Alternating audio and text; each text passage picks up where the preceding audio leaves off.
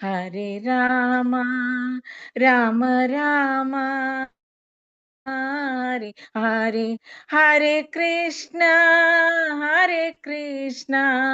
ಕೃಷ್ಣ ಕೃಷ್ಣ ಹರೆ ಹರೆ ಹರೆ ರಾಮ ರಾಮ ರಾಮ ಹರೆ ಹರೆ ಹರೆ ಕೃಷ್ಣ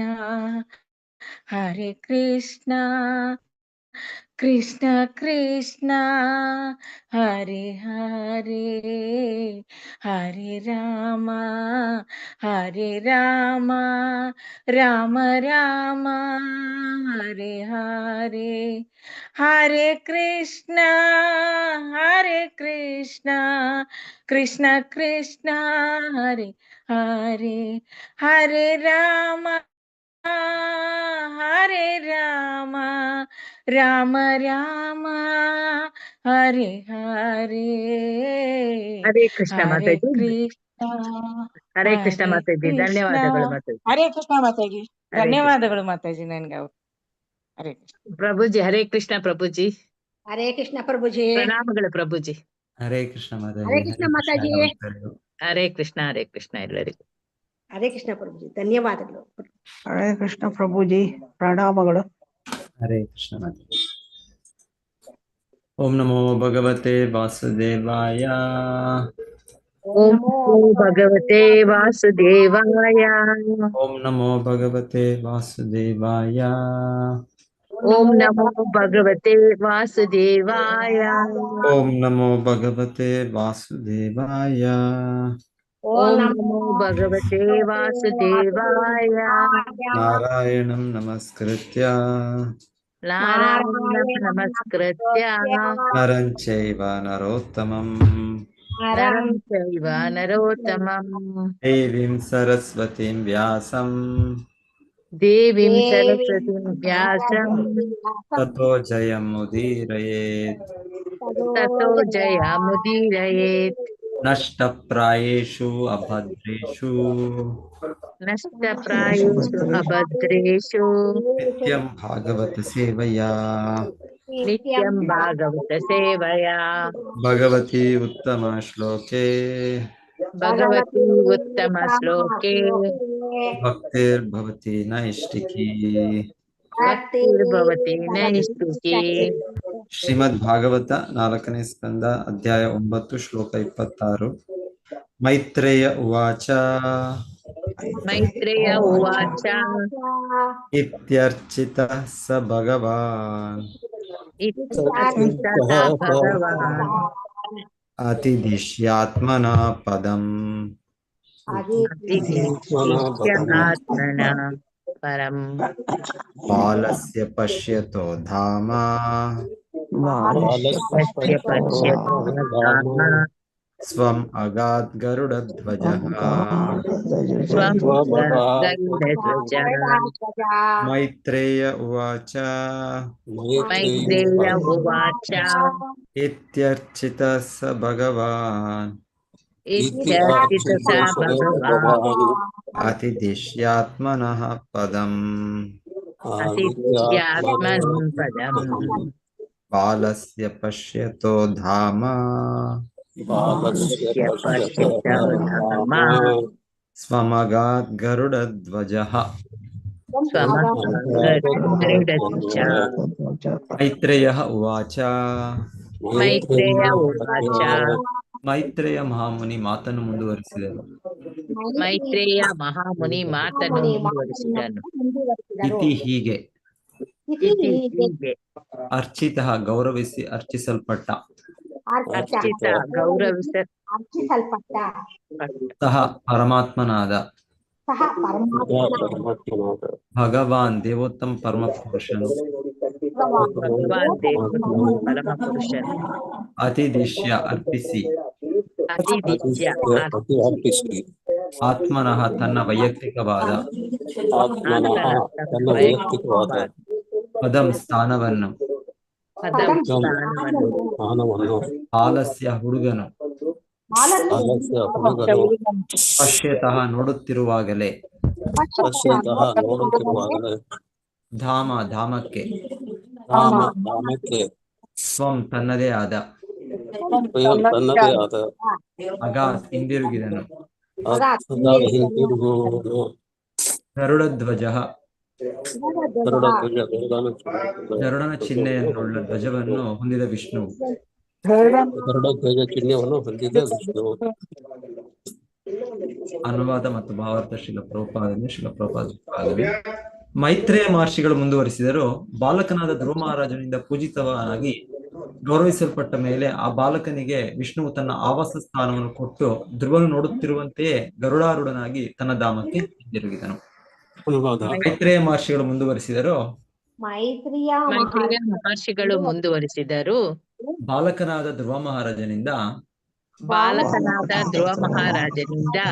ಪೂಜಿತನಾಗಿ ಗೌರವಿಸಲ್ಪಟ್ಟ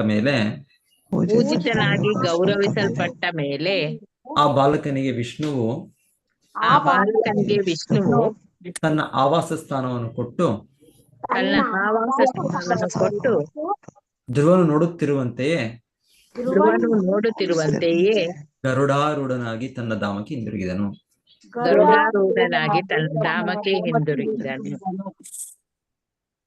ಭಾವಾರ್ಥ: ಭಗವಾನ್ ವಿಷ್ಣು ಧ್ರುವ ಮಹಾರಾಜನಿಗೆ ತಾನು ವಾಸಿಸುವ ಪರಂಧಾಮವನ್ನೇ ಕೊಟ್ಟ ಎಂಬುದು ಈ ಶ್ಲೋಕದಿಂದ ವಿದಿತವಾಗುತ್ತದೆ. ಅವನ ಧಾಮವನ್ನು ಭಗವದ್ಗೀತೆಯಲ್ಲಿ 15ನೇ ಅಧ್ಯಾಯ 6ನೇ ಶ್ಲೋಕದಲ್ಲಿ ಹೀಗೆ ವಿವರಿಸಲಾಗಿದೆ: ಯದ್ ಗತ್ವಾ ನ ನಿವರ್ತಂತೆ ತದ್ಧಾಮ ಪರಮಂ ಮಮ. ಶ್ಲೋಕ 27. ಸೋಪಿ ಸಂಕಲ್ಪಜಂ ವಿಷ್ಣೋಃ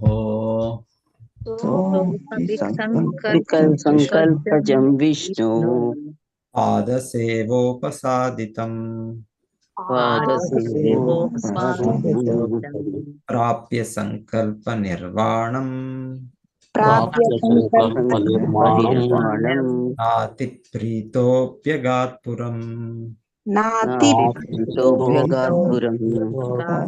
ಸೋಪಿ ಸಂಕಲ್ಪಜಂ ವಿಷ್ಣೋಃ ಪಾದಸೇವೋಪಸಾದಿತಂ ಪ್ರಾಪ್ಯ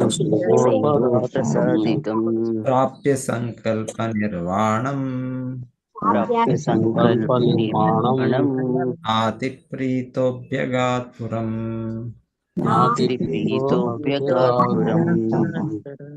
ಓದಿ, ಒಬ್ಬರಾದ್ಮೇಲೆ ಒಬ್ಬರು ಓದಿ. ಹರೇ ಕೃಷ್ಣ ಪ್ರಭುಜಿ. सो अपि संकल्पजं विष्णुः पादासेवोपसादितं प्राप्य संकल्प निर्वाणं न अति प्रीतो अव्यगात् पुरम्. हरे कृष्ण प्रभुजी. हरे कृष्ण प्रभुजी. सा अपि संकल्पजं विष्णु पादसेवोपसादितं प्राप्य संकल्प निर्वाणं नाति प्रीतो अभ्यगात् पुरम्. हरे कृष्ण प्रभुजी. हरे कृष्ण प्रभुजी. सोपि संकल्पजं विष्णु पादसेवोपसादितं प्राप्य संकल्प निर्वाणं नाति पीतोभ्यगात् पुरम्. ಧನ್ಯವಾದಗಳು ಪ್ರಭುಜಿ. ಹರೇ ಕೃಷ್ಣ ಪ್ರಭುಜಿ. ಸೋಪಿ ಸಂಕಲ್ಪಜಂ ವಿಷ್ಣು ಪಾದಸೇವೋಪಸಾದಿತಂ ಪ್ರಾಪ್ಯ ಸಂಕಲ್ಪ ನಿರ್ವಾಣಂ ನಾತಿ ಪ್ರೀತೋಭ್ಯಗಾತ್ ಪುರಂ. ಧನ್ಯವಾದ ಗುರುಜಿ. ಹರೇ ಕೃಷ್ಣ. ಹರೇ ಕೃಷ್ಣ ಪ್ರಭುಜಿ. ಸೋಪಿ ಸಂಕಲ್ಪಜಂ ವಿಷ್ಣು ಪಾದಸೇವೋಪಸಾದಿತಂ ಪ್ರಾಪ್ಯ ಸಂಕಲ್ಪ ನಿರ್ವಾಣಂ ನಾತಿ ಪ್ರೀತೋಭ್ಯಗಾತ್ ಪುರಂ. ಹರೇ ಕೃಷ್ಣ. हरे कृष्ण प्रभु. सो अपि संकल्पजं विष्णु पादसेवोपसादितं प्राप्य संकल्प निर्वाणं नाति प्रीतो अभ्यगात् पुरम्. हरे कृष्ण. हरे कृष्ण प्रभुजी.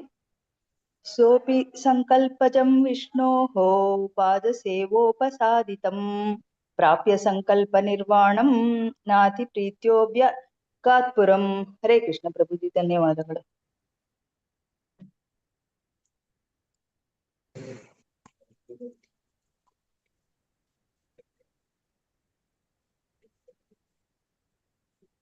ಸಹ ಅವನು ಧ್ರುವ ಮಹಾರಾಜನು. ಸಹ ಅವನು ಧ್ರುವ ಮಹಾರಾಜನು. ಅಪಿ ಆದರೂ ಆದರೂ ಸಂಕಲ್ಪಜಂ ಇಚ್ಛಿಸಿದ ಫಲವಾದ ಸಂಕಲ್ಪಜಂ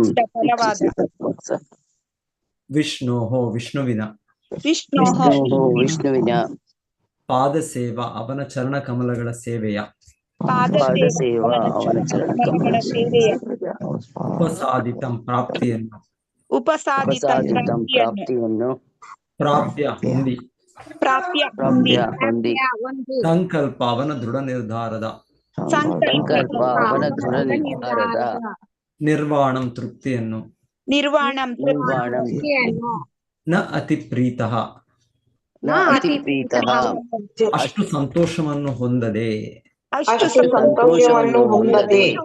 ಅಭ್ಯಗಾತ್ ಹಿಂದಿರುಗಿದನು ಪುರಂ ತನ್ನ ಮನೆಗೆ ತನ್ನ ಮನೆಗೆ ಭಗವಂತನ ಪಾದಕಮಲಗಳನ್ನು ಭಜಿಸಿ ತನ್ನ ಸಂಕಲ್ಪ ಈಡೇರಿದರೂ ಕೂಡ ಧ್ರುವ ಮಹಾರಾಜನು ಹೆಚ್ಚು ಸಂತೋಷ ಪಡಲಿಲ್ಲ. ಹೀಗೆ ಅಸಂತುಷ್ಟನಾಗಿಯೇ ತನ್ನ ಊರಿಗೆ ಹಿಂದಿರುಗಿದನು. ಭಗವಂತನ ಪಾದಕಮಲಗಳನ್ನು ಭಜಿಸಿ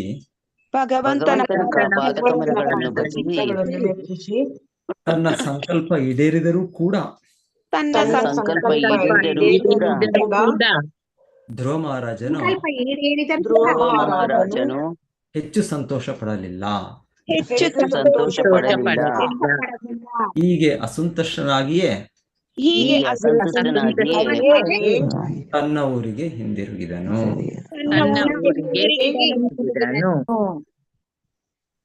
ರೇಖಾ ಮಾತಾಜಿ ಓದಿ ಭಾವಾರ್ಥ.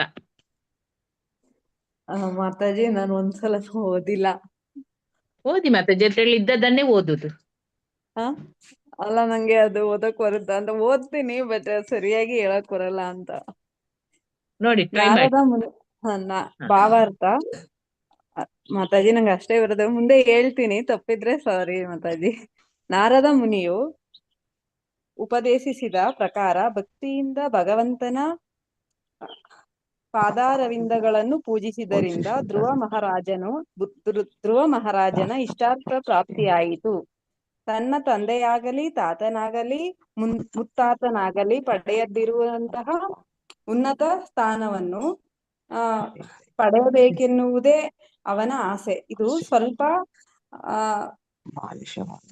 ಬಾಲಿಸವಾದ ಆಸೆ. ಧ್ರುವ ಮಹಾರಾಜರ ಆಗ ಇನ್ನು ಮಗು. ದೇವೋತ್ತಮ ಪರಮ ಪುರುಷನಾದ ಭಗವಾನ್ ವಿಷ್ಣುವು ಎಷ್ಟು ಕರುಣಾಮಯಿ ಎಂದರೆ ಅವನು ಬಾಲಕ ಧ್ರುವನ ಆಸೆಯನ್ನು ಈಡೇರಿಸಿದನು. ಧ್ರುವ ಮಹಾರಾಜನು ತನ್ನ ಕುಟುಂಬದಲ್ಲಿ ಅಲ್ಲಿಯವರೆಗೆ ಯಾರಿಗೂ ದೊರಕಿರದಂತಹ ಉನ್ನತ ಧಾಮವನ್ನು ಅಪೇಕ್ಷಿಸಿದನು. ಆದ್ದರಿಂದ ಭಗವಂತನು ಅವನಿಗೆ ತಾನು ವಾಸ ಮಾಡುತ್ತಿದ್ದ ಲೋಕವನ್ನೇ ಕೊಟ್ಟು ಬಿಟ್ಟನು. ಧ್ರುವನ ಸಂಕಲ್ಪ ಸಿದ್ಧಿಸಿತು. ಆದರೂ ಊರಿಗೆ ಹಿಂದಿರುಗಿದ ಮೇಲೆ ಧ್ರುವ ಮಹಾರಾಜನಿಗೆ ಮನಸ್ಸಮಾಧಾನವಿರಲಿಲ್ಲ. ಏಕೆಂದರೆ ಶುದ್ಧವಾದ ಭಕ್ತಿ ಸೇವೆಯಲ್ಲಿ ಭಗವಂತನಿಂದ ಏನನ್ನೂ ಬೇಡಬಾರದು. ಧ್ರುವನು ತನ್ನ ಬಲಿಷ್ಠವಾದ ಬುದ್ಧಿಯಿಂದ ಏನೋ ಒಂದನ್ನು ಬೇಡಿದನು. ಭಗವಂತನು ಅವನ ಆಸೆಯನ್ನು ಪೂರೈಸಿದರೂ ಧ್ರುವನ ಮನಸ್ಸಿಗೆ ಸಂತೋಷವಾಗಲಿಲ್ಲ. ಬದಲಿಗೆ ತಾನು ಭಗವಂತನಿಂದ ಒಂದು ವಸ್ತುವನ್ನು ಕೇಳಬಾರದಾಗಿತ್ತು. ಆದರೂ ಕೇಳಿಬಿಟ್ಟೆನಲ್ಲ ಎಂದು ಅವನಿಗೆ ತಲೆ ತಗ್ಗಿಸುವಂತಾಯಿತು.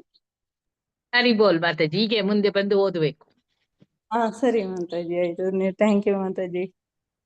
ಹರೇ ಕೃಷ್ಣ. ಹರೇ ಕೃಷ್ಣ ಪ್ರಭುಜಿ. ಪ್ರಭುಜಿ ಧನ್ಯವಾದ. ಹರೇ ಕೃಷ್ಣ. ಓಂ ಅಜ್ಞಾನತಿಮಿರಾಂಧಸ್ಯ ಜ್ಞಾನಾಂಜನಶಲಾಕಯ ಚಕ್ಷುರುನ್ಮೀಲಿತಂ ಯೇನ ತಸ್ಮೈ ಶ್ರೀ ಗುರವೇ ನಮಃ. ನಮೋ ಓಂ ವಿಷ್ಣುಪಾದಾಯ ಕೃಷ್ಣಪೃಷ್ಠಾಯ ಭೂತಲೆ ಶ್ರೀಮತೆ ಭಕ್ತಿವೇದಾಂತ ಸ್ವಾಮಿನಿತಿ ನಾಮಿನೆ. ನಮಸ್ತೆ ಸಾರಸ್ವತೆ ದೇವಿ ಗೌರವಾಣಿ ಪ್ರಚಾರಿಣೆ ನಿರ್ವಿಶೇಷ ಶೂನ್ಯವಾದಿ ಪಾಶ್ಚಾತ್ಯ ದೇಶತಾರಿಣೆ. ಜಯ ಶ್ರೀ ಕೃಷ್ಣ ಚೈತನ್ಯ ಪ್ರಭು ನಿತ್ಯಾನಂದ ಶ್ರೀ ಅದ್ವೈತ ಗದಾಧರ ಶ್ರೀವಾಸಾದಿ ಗೌರ ಭಕ್ತ ವೃಂದ. ಹರೇ ಕೃಷ್ಣ ಕೃಷ್ಣ ಕೃಷ್ಣ ಹರೇ ಹರೇ ಹರೇ ರಾಮ ರಾಮ ರಾಮ ಹರೇ ಹರೇ.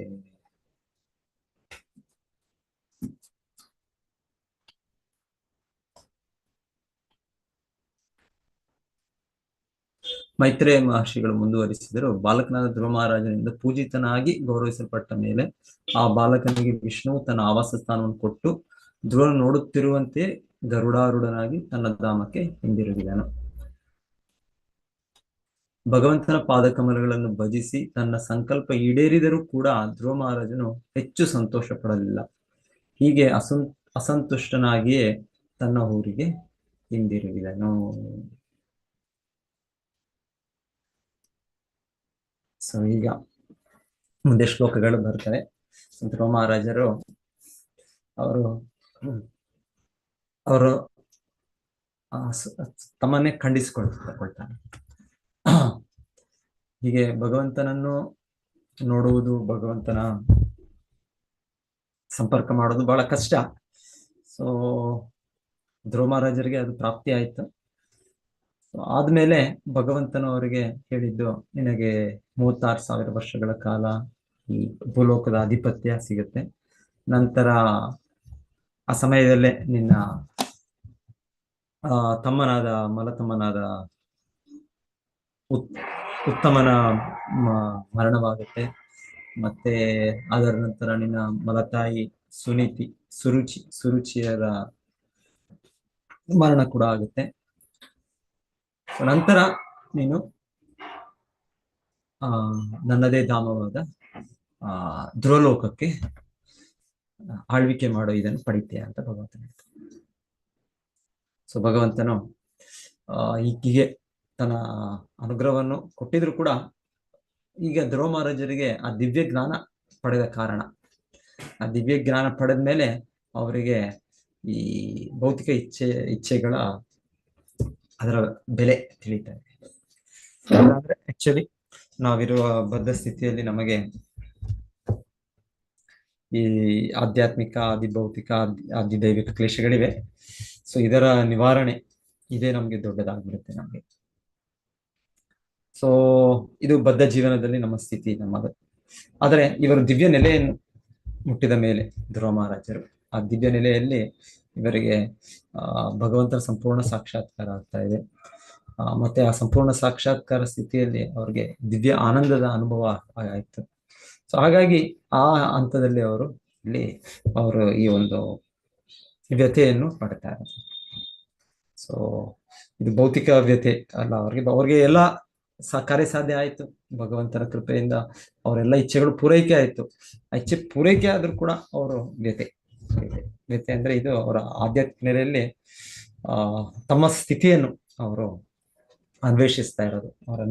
ಅವರು ಹೀಗೆ ಮಾಡಬಾರ್ದಾಗಿತ್ತು, ನಾನು ಹೀಗೆ ಈ ಇಚ್ಛೆಯನ್ನ ಕೇಳಬಾರ್ದಾಗಿತ್ತು ಅಂತ ಅವರು ಹೇಳ್ತಾರೆ. ಸೊ ಮುಂದೆ ಶ್ರೀಲ ಪ್ರಭುಪಾದರು ಇದನ್ನು ಮುಂದುವರಿಸ್ತಾ ಹೇಳ್ತಾರೆ. ಸೊ ಹಾಗೆ ನಾವು ಕೂಡ ಭಗವಂತನ ಸೇವೆ ಮಾಡುವಾಗ ನಮಗೆ ಭೌತಿಕ ಇಚ್ಛೆಗಳನ್ನು ನಾವು ವಾಲಂಟರಿಲಿ ನಮ್ಮ ಇಚ್ಛೆಯಿಂದ, ನಮ್ಮ ಸ್ವ ಇಚ್ಛೆಯಿಂದ ನಾವು ಬಿಡಬೇಕು. ನಾವು ಅದು ಹಿಂದೆ ನಾವೇನಾದ್ರೂ ಈ ತರ ಇಚ್ಛೆಗಳು ನಾವು ಕೂಡ ಇಟ್ಕೊಂಡ್ರೆ, ನಾನು ಕೂಡ ಆತರ ಸಾಧಿಸ್ಬೇಕು, ಆತರ ಒಂದು ಸ್ಥಾನವನ್ನು ಸಾಧಿಸ್ಬೇಕು, ಆತರ ಒಂದು ಕೀರ್ತಿಯನ್ನು ಸಾಧಿಸ್ಬೇಕು, ಆತರ ಇದ್ರೆ ಆವಾಗ ಈಗ ಧ್ರುವ ಮಹಾರಾಜರು ವ್ಯಥೆ ಪಡೋ ರೀತಿಯಲ್ಲಿ ನಾವು ಕೂಡ ಬಹುಶಃ ನಾವು ಪರಿಪೂರ್ಣತೆ ಪಡೆದ್ರೆ ನಾವು ಕೂಡ ಈ ರೀತಿ ವ್ಯಥೆ ಪಡ್ತೇವೆ ಅಂತ ಅವರು ಹೇಳ್ತಾರೆ. ಸೊ ಇದು ಒಂದು ರೀತಿ ಧ್ರುವ ಮಹಾರಾಜರು ಅವರು ಬಾಲಕನಾಗಿರೋದ್ರಿಂದ ಅದು ತೊಂದರೆ ಇಲ್ಲ. ಬಾಲಕನ ಆ ವಯಸ್ಸಿನಲ್ಲಿ ಆ ಒಂದು ಬಾಲಿಶ ಸ್ಥಿತಿಯಲ್ಲಿ ಆತರ ಇರುತ್ತೆ, ಆ ದೇಹದ ಸ್ಥಿತಿ, ಮನಸ್ಸಿನ ಸ್ಥಿತಿ ಆಗಿರುತ್ತೆ. ಆದರೆ ನಾವು ಆತರ ಇಲ್ಲ. ನಾವು ಅಟ್ಲೀಸ್ಟ್ ನಾವು ಒಂಥರ ಒಂದು ಬಾಲಿಶ ದೇಹದಲ್ಲಿ ಇಲ್ಲೇ ಇರೋ ಕಾರಣ ನಾವು ಇದನ್ನ ಅನ್ವೇಷಿಸ್ಬೇಕು, ತಿಳ್ಕೊಳ್ಬೇಕು, ಇದರ ನಿಜವಾದ ಇದನ್ನು ಅರ್ಥ ಮಾಡ್ಕೊಳ್ಬೇಕು. ಸೊ ಇದರ ಡಿಸ್ಕಷನ್ ಮುಂದೆ ಈಗ ನಡೆಯುತ್ತೆ. ಧ್ರುವ ಮಹಾರಾಜರು ಯಾಕೆ ಈ ತರ ವ್ಯಾಕುಲತೆ ಪಡ್ತಾರೆ, ಯಾಕೆ ಬಹಳ ಒಂದು ಬರುವ ಶ್ಲೋಕಗಳು ಇದರ ಡಿಸ್ಕಷನ್ ಇದೆ. ಸೊ ಎನಿವೆ, ಸೊ ಧ್ರುವ ಮಹಾರಾಜರು ಆ ಪರಿಪೂರ್ಣತೆ ಪಡೆದರು, ಭಗವಂತನ ನೋಡಿದ್ರು. ಮತ್ತೆ ನೋಡಿದ ತಕ್ಷಣ ಅವರಿಗೆ ಆ ದಿವ್ಯ ನೆಲೆಯಲ್ಲಿ ಹೇಳ್ತಾರೆ, ಅವ್ರಿಗಿದ್ದ ಈ ಇಚ್ಛೆಗಳು ಹೊರಟೋಯ್ತು. ಭಗವಂತನನ್ನ ನೋಡೋದು, ಭಗವಂತನನ್ನ ಸಾಕ್ಷಾತ್ಕಾರ ಪಡೆಯೋದು ಅಂದ್ರೆ ಆಗ ಯಾವುದೇ ಒಂದು ಭೌತಿಕ ಇದು ಕೂಡ ಇರೋದಿಲ್ಲ, ಕಲ್ಮಶಗಳು ಇರೋದಿಲ್ಲ. ಆ ಕಲ್ಮಶಗಳು ಇಲ್ಲದೆ ಇರೋ ಕಾರಣ ಅವ್ರಿಗೆ ಈ ತರ ನನಗೆ ಕೀರ್ತಿ ಬೇಕು, ನನಗೆ ಸ್ಥಾನ ಬೇಕು ಅನ್ನೋದು ಕೂಡ ಹೋಗ್ಬಿಡುತ್ತೆ. ಸೊ ಯಾವಾಗ್ಲೂ ಇದಿದೆ, ನಮ್ಗೆ ಭೌತಿಕ ಕಲ್ಮಶಗಳಿದೆ, ನಮಗೆ ಇದು ನಾನು ಇನ್ನೊಬ್ಬರಿಗಿಂತ ಮೇಲೆ, ಸೊ ಅವರು ನನ್ನ ಕೆಳಗೆ. ಸೊ ಈ ಇಚ್ಛೆಗಳು ಸಹಜವಾಗಿ ಇರುತ್ತೆ, ಭೌತಿಕ ಕಲ್ಮಶಗಳಿಂದ ಇದಿರುತ್ತೆ. ಆದ್ರೆ ಧ್ರುವ ಮಹಾರಾಜರು ಇದರಿಂದ ಹೊರಗೆ ಬಂದಿರೋ ಕಾರಣ ಅವ್ರಿಗೆ ಇದು ಕ್ಷುಲ್ಲಕವಾಗಿ ಅನ್ನಿಸ್ತಾ ಇದೆ. ಇದೇನಿದೆ, ನಾನು ಈ ರೀತಿ ಒಂದು ಸೇಡು ಮನೋಭಾವ ಮತ್ತೆ ಒಂದು ದ್ವೇಷದ ಮನೋಭಾವ, ಸೊ ಇದೆಲ್ಲ ಆಧ್ಯಾತ್ಮಿಕ ನೆಲೆಯಲ್ಲಿಲ್ಲ, ಆಧ್ಯಾತ್ಮಿಕ ರಂಗದಲ್ಲಿಲ್ಲ, ಭೌತಿಕ ನೆಲೆಯಲ್ಲಿ ಇದೆಲ್ಲ ಇದೆ. ಸೊ ಇವರು ಭೌತಿಕ ನೆಲೆಯನ್ನು ಕ್ರಾಸ್ ಮಾಡಿದ್ರು, ಭೌತಿಕ ನೆಲೆಯಿಂದ ಮೇಲೋದ್ರು. ಹಾಗಾಗಿ ಇವರಿಗೆ ಅದೆಲ್ಲವೂ ಕೂಡ ವ್ಯರ್ಥ, ಅದಕ್ಕೇನು ಕೂಡ ಬೆಲೆ ಇಲ್ಲ ಅದು ಅಂತ ಅವರ ಮನಶ್ಚಿಂತನೆ. ಇಲ್ಲ ಅಂದ್ರೆ ಭೌತಿಕ ನೆಲೆಯಲ್ಲಿ ನಮ್ಗೆ ಸಹಜವಾಗಿ ನಮಗೆ ಸೇಡು, ಇಲ್ಲ ಮತ್ಸರತೆ, ಇಲ್ಲ ಅಂದ್ರೆ ಒಂದು ಸ್ಥಾನ, ಕೀರ್ತಿ ಇದೆಲ್ಲ ಇರುತ್ತೆ. ಇದು ಸಹಜವಾಗಿ ಇರುತ್ತೆ. ಆದ್ರೆ ಧ್ರುವ ಮಹಾರಾಜ್ ಇಲ್ಲ, ಹಂತದಲ್ಲಿಲ್ಲ, ಅವ್ರ ಆ ನೆಲೆಯಲ್ಲಿಲ್ಲ. ಅವರ ಆಧ್ಯಾತ್ಮಿಕ ನೆಲೆ ಮುಟ್ಟಿರೋದ್ರಿಂದ ಅವ್ರಿಗೆ ಈ ಕಲ್ಮಶಗಳಿಂದ ಪೂರ್ತಿಯಾಗಿ ಅವರು ಮುಕ್ತರಾದರು. ಪೂರ್ತಿಯಾಗಿ ಮುಕ್ತರಾಗಿ ಮತ್ತೆ ಹೇಳ್ತಾರೆ ಅವ್ರ ಬಗ್ಗೆ, ಅವ್ರ ಆಕ್ಚುಲಿ ಮುಕ್ತಿಯನ್ನು ಕೂಡ ಅಪೇಕ್ಷಿಸಲಿಲ್ಲ. ಧ್ರುವ ಮಹಾರಾಜರಿಗೆ ಸಿಕ್ಕಿದ್ದು ಭಗವಂತನ ಕೃಪೆಯಿಂದ ಮುಕ್ತ ಸ್ಥಿತಿ, ಭಗವಂತನ ನಿತ್ಯ ಸಂಗಡಿಗರಾಗಿ ಅವ್ರು ಸಿಕ್ಕಿದ್ದು. ಅವ್ರೇನು ಕೇಳಿಲ್ಲ, ಅದು ಕೇಳಲಿಲ್ಲದೆ ಇದ್ರು ಭಗವಂತನ ಅವ್ರಿಗೆ ಅನುಗ್ರಹಿಸಿದ. ಸೊ ಒಂದು ರೀತಿಯಲ್ಲಿ ಅಂದ್ರೆ ಭಗವಂತನನ್ನು ನಾವು ಸೇವೆ ಮಾಡಿದ್ರೆ ಅದು ಭಗವಂತನು ಆ ರೀತಿಯಲ್ಲಿ ಅನುಗ್ರಹಿಸೋದು. ಅಕಾಮ ಸರ್ವಕಾಮೋವ ಮೋಕ್ಷ ಕಾಮ ಉದಾರದಿ ತೀವ್ರೇಣ ಭಕ್ತಿಯೋಗೇನ ಯಜೇತ ಪುರುಷಂತರ. ಸೊ ಯಾವ ಸ್ಥಿತಿಯಲ್ಲಾದ್ರೂ ಇದ್ರೂ ನಾವು ಸಂಪೂರ್ಣ ಕಾಮಗಳಿಂದ ಪೀಡಿತರಾಗೋ, ಇಲ್ಲಾಂದ್ರೆ ಯಾವ ಕಾಮ ಇಚ್ಛೆಗಳಿಲ್ಲದೇನೋ, ಇಲ್ಲಾಂದ್ರೆ ಮುಕ್ತಿಯನ್ನು ಅಪೇಕ್ಷೆ ಪಡ್ತಾ ಇದ್ರು ಅಲ್ಲಿ ಹೇಳೋದು ತೀವ್ರವಾಗಿ ಅಂದ್ರೆ ಈ ಅಭ್ಯಾಸವನ್ನು, ಸಾಧನೆಯನ್ನು ತೀವ್ರವಾಗಿ ನಾವು ಅನುಷ್ಠಾನ ಮಾಡಿದ್ರೆ ನಮಗೆ ಪರಮಪುರುಷ ಪ್ರಾಪ್ತಿ ಆಗ್ತಾನೆ, ಪ್ರಾಪ್ತಿ. ಮತ್ತೆ ಅವನ್ನೇ ನಾವು ಆರಾಧಿಸ್ಬೇಕು ಅಂತ ಹೇಳುದು. ಸೊ ಅವನನ್ನು ಆರಾಧಿಸೋದ್ರಿಂದ ಇದು ಸಾಧ್ಯ ಆಗುತ್ತೆ. ಇಲ್ಲಾಂದ್ರೆ ದೇವತೆಗಳಿಗೆ ಆರಾಧನೆ ಮಾಡಿದಾಗ ಈ ತರ ಭೌತಿಕ ಇಚ್ಛೆ ಇಟ್ಕೊಂಡು ಆ ಭೌತಿಕ ಇಚ್ಛೆ ಪೂರೈಕೆ ಆಗುತ್ತೆ. ಆ ಭೌತಿಕ ಇಚ್ಛೆ ಪೂರೈಕೆಯಾಗಿ ಮತ್ತೆ ಬದ್ಧ ಜೀವನ ಮುಂದುವರಿಯುತ್ತೆ. ಮತ್ತೆ ಆ ಇಚ್ಛೆ ಕೂಡ ಅದು ಸಂಪೂರ್ಣವಾಗಿ ಅದು ತೃಪ್ತಿ ಪಡಿಸೋದಿಲ್ಲ. ಮತ್ತೆ ಇನ್ನ ಇಚ್ಛೆಗಳನ್ನ ಪೂರೈಕೆ ಮಾಡ್ಲಿಕ್ಕೆ ನಾವು ಮತ್ತೆ ಭೌತಿಕ ಚಟುವಟಿಕೆ ಮಾಡಬೇಕು, ಭೌತಿಕ ಜೀವನವನ್ನು ಮುಂದುವರಿಸಬೇಕು. ಆದ್ರೆ ಕೃಷ್ಣನನ್ನು ಪೂಜಿಸಿದಾಗ ಧ್ರುವ ಮಹಾರಾಜರಲ್ಲಿ ಅವರು ಭೌತಿಕ ಇಚ್ಛೆ ಇದ್ರು ಕೂಡ ಅವರು ಅದರಿಂದ ಮುಕ್ತರಾದರು, ಕಲ್ಮಶಗಳಿಂದ ಮುಕ್ತರಾದರು. ಅವರು ದಿವ್ಯ ನೆಲೆಯಲ್ಲಿ ತಪ್ಪದ ಮೇಲೆ ಅವರಿಗೆ ತಿಳಿಯಿತು, ಇದು ಅವ್ರು ಮಾಡಿದ್ದು ಈ ರೀತಿಯ ಪ್ರಾರ್ಥನೆ, ಈ ರೀತಿಯ ಮನಸ್ಥಿತಿ ಅವ್ರದ್ದಿದ್ದದ್ದು ಅದು ತಪ್ಪು ಅಂತ ಕೂಡ ಅವ್ರಿಗೆ ಸಾಕ್ಷಾತ್ಕಾರ ಆಯ್ತು. ಇಲ್ಲ ಅಂದ್ರೆ ಈ ಬೇರೆ ದೇವತೆ ಆರಾಧನೆಯಲ್ಲಿ ಇದು ಪ್ರಾಪ್ತಿ ಆಗೋದು. ಸೊ ಧ್ರುವ ಮಹಾರಾಜರು ಭಗವಂತನನ್ನು, ಕೃಷ್ಣನನ್ನು ಪೂಜಿಸಿದ ಇದು ವಿಶೇಷವಾದ ಫಲ. ಅವ್ರಿಗೆ ಭೌತಿಕ ಇಚ್ಛೆ ಇದ್ರು ಕೂಡ ಅದು ಪೂರೈಕೆ ಆಯ್ತು ಅವ್ರಿಗಾದ್ರೆ ಅದ್ರ ಮೇಲೆ ಅವ್ರಿಗೆ ಇವಾಗೇನೋ ಅದ್ರ ಮೇಲೆ ಅವ್ರಿಗೆ ಆಸೆ ಆಕಾಂಕ್ಷೆ ಇಲ್ಲ. ಆಮೇಲೆ ಅವರ ಒಂದು ಸ್ಥಿತಿ ಕೂಡ ಅರಿವಾಯ್ತು. ಸೊ ಇದು ಭಗವಾನ್ ವಿಷ್ಣು ಕೃಷ್ಣನ ಪೂಜೆ ಮಾಡಿದಾಗ, ನಾವು ಅವರ ಶರಣಾಗತಿಯಾದಾಗ, ಆ ದಿವ್ಯ ನೆಲೆ ತಲುಪಿದಾಗ ಆಗುವಂತಹ ಪರ್ಮನೆಂಟ್ ಶಾಶ್ವತವಾದ ಒಂದು ಲಾಭ. ಸ್ವಲ್ಪಮಪಿ ಅಸ್ಯ ಧರ್ಮಸ್ಯ ತ್ರಾಯತೆ ಮಹತ್ವ ಭಯಾತ್ ನೇಹಾಭಿಕ್ರಮ ನಾಶೋಸ್ತಿ ಸ್ವಲ್ಪ ವಾಯು ನ ವಿದ್ಯತೆ. ಸೊ ಕೃಷ್ಣನ ಭಕ್ತಿಯಲ್ಲಿ ನಾವು ಮುಂದುವರಿಯೋದು, ಅದು ಮುಂದೆ ಹೋಗ್ತೇವೆ ನಾವು, ಮುಂದೆ ಹೋಗಿ ಆಮೇಲೆ ಭೌತಿಕವಾದ ಇದು ನಮಗೆ ಅರಿವಾಗುತ್ತೆ. ಭೌತಿಕವಾದ ಗುರಿ, ಭೌತಿಕವಾದ ಇಚ್ಛೆಗಳು, ಅದರ ಯಥಾರ್ಥ ಗ್ರಹಣ ನಮಗೆ ಸಿಗುತ್ತೆ ನಮಗೆ. ಇಲ್ಲ ಅಂದ್ರೆ ಬೇರೆ ಇದು ಕೈತವ ಧರ್ಮ ಅಂತ ಹೇಳೋದು, ಆ ಅನುಷ್ಠಾನದಲ್ಲಿ ಆ ಭೌತಿಕ ವಸ್ತುಗಳು ಇನ್ನ ನಮಗೆ ಇನ್ನ ಹೆಚ್ಚು ಆಕರ್ಷಣೆ ಆಗುತ್ತೆ, ಅದರಲ್ಲಿ ಇನ್ನ ಆನಂದ ಅನ್ಸುತ್ತೆ. ಇಲ್ಲ, ಭಗವದ್ಗೀತೆಯಲ್ಲಿ ಕೃಷ್ಣ ಅರ್ಜುನನಿಗೆ ಹೇಳೋದು ತ್ರೈಗುಣ್ಯ ವಿಷಯ ವೇದ ನಿಸ್ತ್ರೈಗುಣ್ಯ ಭವ ಅರ್ಜುನ. ಸಾಮಾನ್ಯವಾಗಿ ಬೇರೆ ಪ್ರಕ್ರಿಯೆಗಳು, ಬೇರೆ ಬೇರೆ ವಿಧಾನಗಳು ಅದು 3 ಗುಣಗಳಲ್ಲೇ ಇದ್ದು ಅದು ನಮ್ಮನ್ನು ಇಲ್ಲೇ ಮುಂದುವರಿಸುತ್ತೆ, ನಮ್ಮ ಬದ್ಧ ಜೀವನವನ್ನೇ ಮುಂದುವರಿಸುತ್ತೆ. ಆದ್ರೆ ಭಕ್ತಿ ಚಟುವಟಿಕೆಗಳು ಇದು ನಮಗೆ 3 ಗುಣಗಳ ಮೇಲೆ ತೆಗೆದುಕೊಂಡು ಹೋಗುತ್ತೆ. ಸೊ ಅದರ ವಿಶೇಷ ಲಾಭ. ಸೊ ಈ ರೀತಿ ಧ್ರುವ ಮಹಾರಾಜರಿಗೆ ಒಂದು ಪಶ್ಚಾತ್ತಾಪ, ಇದು ಭಗವಂತನ ಇಚ್ಛೆಯಿಂದ ಒಂದು ರೀತಿ ಅವರಿಗೆ ಆ ರೀತಿ ಒಂದು ಅವರು ತಮ್ಮನ್ನೇ ಖಂಡಿಸಿಕೊಂಡು ಅವರು ಅಷ್ಟು ಸಮಾಧಾನ ಆಗ್ಲಿಲ್ಲ ಅಂತ ಹೇಳ್ತಾರೆ. ಸೊ ಒಮ್ಮೊಮ್ಮೆ ಈ ತರ ಚಟುವಟಿಕೆಗಳು ಭಕ್ತರಲ್ಲಿ ನೋಡ್ತೇವೆ ನಾವು, ಅವರಿಗೆ ಈ ರೀತಿಯ ಒಂದು ಅಸಮಾಧಾನ, ಇದರಿಂದ ಏನೋ ಒಂದು ದೊಡ್ಡ ಪಾಠ ಕಲಿಯೋದಿರುತ್ತೆ ನಮಗೆ. ಧ್ರುವ ಮಹಾರಾಜರ ಲೀಲೆಯಲ್ಲಿ ಈ ಪಾಠ ಅಂದ್ರೆ ನಮಗೆ ನಾವು ಈ ರೀತಿ ಭೌತಿಕ ಇಚ್ಛೆಯನ್ನು ಬಿಡೋ ಒಂದು ಪ್ರಯತ್ನ ಮಾಡಬೇಕು. ನಾವು ಕೂಡ ಭಗವಂತನು ಇದನ್ನ ಬಿಡಿಸ್ತಾನೆ ಕೊನೆಗೆ, ಆದ್ರೆ ನಾವು ಕೂಡ ನಮ್ಮ ಕಡೆಯಿಂದ ಕೂಡ ನಮ್ಮ ಸ್ವಪ್ರಯತ್ನ ಇರಬೇಕು ಅನ್ನೋದು ಇಲ್ಲಿ ತೋರಿಸ್ತಾರೆ. ಸೊ ಒಂದು ರೀತಿಯಲ್ಲಿ ನಮ್ಮ ಯುಧಿಷ್ಠಿರ ಮಹಾರಾಜರಿಗೂ ಕೂಡ ಒಂದು ಸಮಯದಲ್ಲಿ ಆ ರೀತಿಯ ಒಂದು ಇದು ಶೋಕ, ಅವರಿಗೆ ಮಹಾಭಾರತ ಯುದ್ಧ ಆದ್ಮೇಲೆ ಸಂಪೂರ್ಣ ವಿಶ್ವದ ಆಳ್ವಿಕೆ ಸಿಗುತ್ತೆ ಅವರಿಗೆ. ಅದ್ ಹೇಳ್ತಾರೆ, ಅವರು ಕೂಡ ಒಂದು ರೀತಿ ಅಸಮಾಧಾನ ಸ್ಥಿತಿಯಲ್ಲಿ ಇರ್ತಾರೆ. ಅದು ಕೂಡ ಭಗವಂತನ ಒಂದು ಇಚ್ಛೆ. ಆಗ ಅದು ಇನ್ನೊಂದು ರೀತಿ, ಅದು ಭಗವಂತನ ಯೋಗಮಾಯ ಇದರಿಂದ ಆಗೋದು ಹೇಳ್ತಾರೆ. ಯಾಕಂದ್ರೆ ಯುಧಿಷ್ಠಿರ ಮಹಾರಾಜರು ಯಾವಾಗಲೂ ಅವರು ದಿವ್ಯ ಸ್ಥಿತಿಯಲ್ಲೇ ಇರ್ತಾರೋ, ಶುದ್ಧ ಭಕ್ತರು. ಆದರೆ ಹೇಗೆ ಅರ್ಜುನನು ಯುದ್ಧದ ಮುಂಚೆ ಒಂದು ಅಯ್ಯೋ ಯಾಕೆ ಈ ಯುದ್ಧ ನಮಗೆ ವೈಯಕ್ತಿಕವಾದ ಲಾಭ, ಈ ರಾಜ್ಯದ ಲಾಭ, ಇದಕ್ಕೋಸ್ಕರ ಯಾಕೆ ಯುದ್ಧ ಮಾಡೋದು ಅಂತ ಅವರು ವ್ಯಥೆ ಪಡೋ ರೀತಿಯಲ್ಲಿ ಇವರು ಕೂಡ ಯುಧಿಷ್ಠಿರ ಮಹಾರಾಜರು ಕೂಡ ಯುದ್ಧದ ನಂತರ ಇನ್ಯಾರು ಇಲ್ಲ, ಅವರಿಗೆ ಅದು ರಾಜ್ಯ ಆದ್ರೂ ಕೂಡ ಅವರು ಇಲ್ಲ, ನಾನು ಸ್ವೀಕರಿಸೋದಿಲ್ಲ, ಇದು ನನ್ನಿಂದಲೇ ಇಷ್ಟು ಜನ ಸತ್ತದ್ದು, ಇಷ್ಟು ನಾನು ಇಷ್ಟು ದೊಡ್ಡ ಪಾಪಿ ನಾನು. ಸೊ ಈ ರೀತಿ ಅವರು ವ್ಯಥೆ ಪಡೋದು. ಸೊ ಈ ರೀತಿ ಎಲ್ಲ ಇಲ್ಲಿ ಅವರು ಯೋಗಮಾಯ ಇದರಲ್ಲಿ ಪ್ರಭಾವ. ಒಂದು ರೀತಿ ಹೇಳ್ಬೇಕಂದ್ರೆ ಧ್ರುವ ಮಹಾರಾಜರು ಕೂಡ ಯೋಗಮಾಯ ಪ್ರಭಾವದಲ್ಲೇ ಅಂತ ಹೇಳ್ಬೇಕು. ಯಾಕಂದ್ರೆ ಅವರು ಪರಿಪೂರ್ಣತೆ ಪಡೆದಿದ್ದಾರಾಗ್ಲೇ, ಪಡೆದ ಮೇಲೂ ಅವರು ಈ ರೀತಿ ಒಂದು ರೀತಿ ಅವರ ಶೋಕ ವ್ಯಥೆ ಅವರು ಅಂದ್ರೆ ಅದು ಯೋಗಮಾಯ ಇದರಲ್ಲಿ, ಅದು ಮಹಾಮಾಯ ಸ್ಥಿತಿಯಲ್ಲಿ ಬರುವಂತಹ ವ್ಯಥೆ, ಒಂದು ಶೋಕ, ಒಂದು ಭಾವನೆಗಳಲ್ಲ. ಸೊ ಮಹಾಮಾಯ ಮೇಲೆ ಅದರಲ್ಲೂ ನಾವು ವ್ಯಥೆ ಪಡೋದು ಒಂದ್ಸಲ ನಮ್ಗೆ ಭಕ್ತಿಯಲ್ಲಿ ಇದಾಗ್ಬೋದು, ನಮ್ಗೆ ಒಂದು ಇದು ಕೊಡ್ಬೋದು, ಸ್ಫೂರ್ತಿ ಕೊಡ್ಬೋದು. ಆದ್ರೆ ಇವರೆಲ್ಲ ಇಲ್ಲಿ ಅನುಭವ ಮಾಡ್ತಾ ಇರೋದು ಯೋಗಮಾಯ ಸ್ಥಿತಿಯಲ್ಲಿ. ಧ್ರುವ ಮಹಾರಾಜರಾಗ್ಬೋದು, ಅರ್ಜುನ ಆಗ್ಬೋದು, ಇಲ್ಲಾಂದ್ರೆ ಇವರು ಯಾರು ಯುಧಿಷ್ಠಿರ ಮಹಾರಾಜರಾಗ್ಬೋದು. ಇನ್ನು ಸ್ವಲ್ಪ ಕೆಲವು ಶ್ಲೋಕಗಳು ನಾನು ಮುಂದುವರಿಸ್ತೀನಿ ಓದೋದು.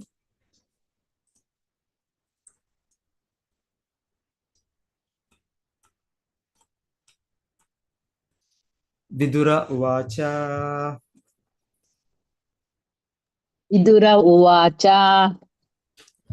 ಸುದುರ್ಲಭಂ ಯತ್ ಪರಮಂ ಪದಂ ಹರೇ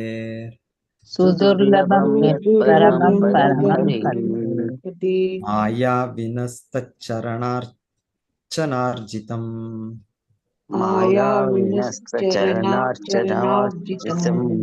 ಲಬ್ಧ್ವಾಪಿ ಅಸಿದ್ಧಾರ್ಥಂ ಇವೈಕ ಜನ್ಮನಾ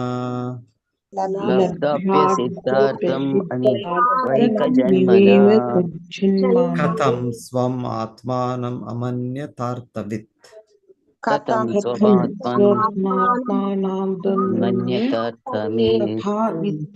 ವಿದುರ ಉವಾಚ, ವಿದುರನು ಪ್ರಶ್ನೆ ಮುಂದುವರಿಸಿದನು. ಸುದುರ್ಲಭಂ ಅತಿ ಅಪರೂಪವಾದ, ಯಾವ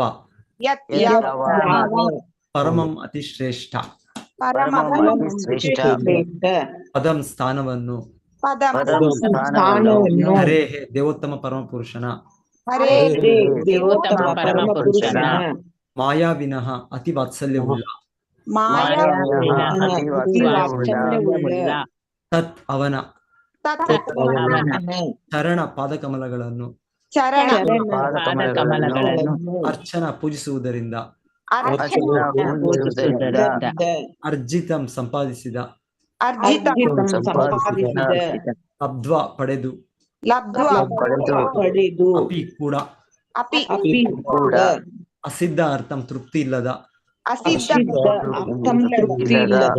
ಇವ ಅವನಂತೆ, ಇವ ಅವನಂತೆ ಏಕಜನ್ಮನ ಒಂದೇ ಜೀವಿತ ಕಾಲದಲ್ಲಿ ಏಕಜನ್ಮನ ಒಂದೇ ಜೀವಿತ ಕಥಂ ಏಕೆ ಕಥಂ ಏಕೆ ತ್ವಂ ತನ್ನ ಸ್ವಂ ತನ್ನ ಆತ್ಮಾನ ಹೃದಯವನ್ನು ಆತ್ಮನ ಹೃದಯವನ್ನು ಅಮನ್ಯತ ತಿಳಿದನು ಅಮನ್ಯತ ತಿಳಿದನು ಅರ್ಥವಿತ್ ಅತ್ಯಂತ ಪ್ರಾಜ್ಞನಾದ ಅತ್ಯಂತ ಪ್ರಾಜ್ಞನಾದ ವಿದುರನು ಕೇಳಿದನು, ಪ್ರಿಯ ಬ್ರಾಹ್ಮಣನೇ, ಭಗವಂತನ ಪರಂಧಾಮ ಸಿಕ್ಕುವುದು ದುರ್ಲಭ. ಪರಿಶುದ್ಧವಾದ ಭಕ್ತಿ ಸೇವೆಯಿಂದ ಮಾತ್ರ ಇದನ್ನು ಪಡೆಯಬಹುದು. ಭಕ್ತಿ ಸೇವೆಯೊಂದೇ ಅತ್ಯಂತ ವಾತ್ಸಲ್ಯಮಯಿಯೂ ದಯಾಮಯಿಯೂ ಆದ ಭಗವಂತನನ್ನು ಸಂತೋಷಪಡಿಸುವಂತಹದ್ದು. ಧ್ರುವ ಮಹಾರಾಜನು ಈ ಸ್ಥಾನವನ್ನು ಒಂದೇ ಜನ್ಮದಲ್ಲಿ ಪಡೆದ. ಅವನು ಬಹಳ ವಿವೇಕಿಯೂ ಆತ್ಮಸಾಕ್ಷಿಯಂತೆ ನಡೆಯುವವನು ಆಗಿದ್ದನು. ಇಷ್ಟಾದರೂ ಅವನ ಮನಸ್ಸಿಗೆ ನೆಮ್ಮದಿ ಏಕಿರಲಿಲ್ಲ. ವಿದುರನು ಕೇಳಿದನು, ಪ್ರಿಯ ಬ್ರಾಹ್ಮಣನೇ, ಭಗವಂತನ ಪರಂಧಾಮ ಸಿಕ್ಕುವುದು ದುರ್ಲಭ. ಪರಿಶುದ್ಧವಾದ ಭಕ್ತಿ ಸೇವೆಯಿಂದ ಮಾತ್ರ ಇದನ್ನು ಪಡೆಯಬಹುದು. ಭಕ್ತಿ ಸೇವೆಯೊಂದೇ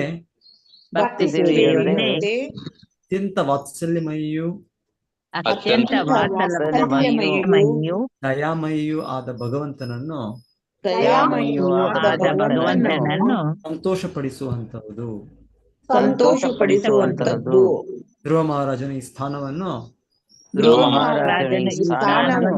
ಒಂದೇ ಜನ್ಮದಲ್ಲಿ ಪಡೆದ. ಅವನು ಬಹಳ ವಿವೇಕಿಯೂ ಆತ್ಮಸಾಕ್ಷಿಯಂತೆ ನಡೆಯುವನು ಆಗಿದ್ದನು.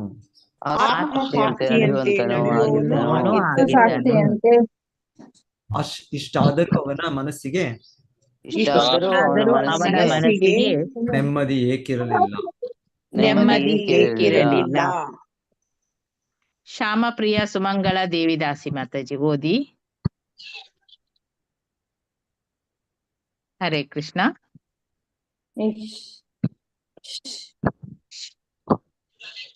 ಶ್ಯಾಮಪ್ರಿಯ ಸುಮಂಗಳ ದೇವಿದಾಸಿ. ವಿದುರನ ಶ್ಯಾಮಪ್ರಿಯ ಮಾತಾಜಿ, ಸುಮಂಗಳ ದೇವಿದಾಸಿ ಮಾತಾಜಿ. ಓಕೆ. ವಿನೀತಾ ಕೀರ್ತಿತಾ ದೇವಿದಾಸಿ. ಹರೇ ಕೃಷ್ಣ ಮಾತಾಜಿ. ಓದಿ ಮಾತಾಜಿ. ವಿದುರನ ಪ್ರಶ್ನೆ ಯುಕ್ತವಾಗಿಯೇ ಇದೆ. ಅರ್ಥವಿತ್ ಎಂಬ ಪದ ಈ ಸಂದರ್ಭ ತುಂಬಾ ಮಹತ್ವಪೂರ್ಣವಾದದ್ದು.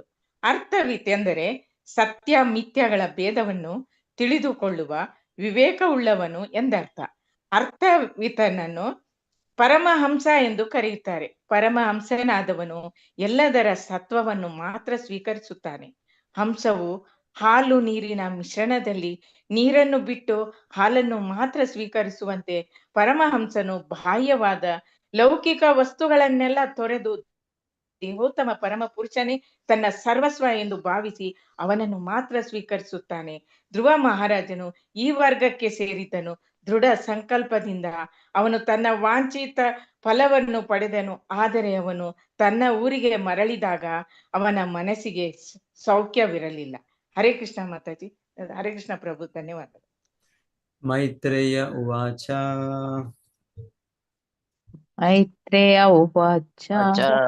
ಮಾತು ಸಪತ್ನ್ಯಾ ವಾಗ್ಬಾಣೈರ್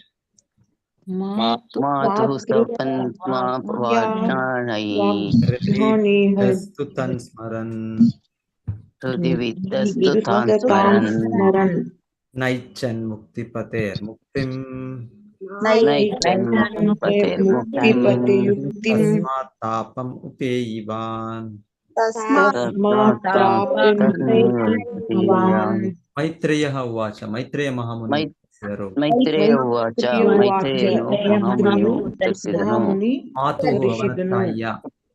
ಮಾತು ಅವನ ತಾಯಿಯು ಸಪತ್ನ್ಯಾ ಸವತಿ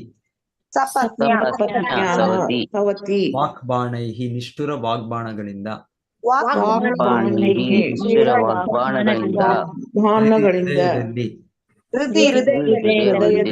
ಬಿದ್ದಹ ನಾಟಲ್ಪಟ್ಟವನಾಗಿ ಆಗ ತಾನ್ ಅವೆಲ್ಲವನ್ನು ತಾನ್ ಸ್ಮರ ನೆನೆದು ನ ಇಚ್ಛದ್ ಬಯಸಲಿಲ್ಲ ಮುಕ್ತಿಪತೇಹೆ ಮುಕ್ತಿಯನ್ನು ಕೊಡುವ ಚರಣಕಮಲಗಳುಳ್ಳ ಭಗವಂತನಿಂದ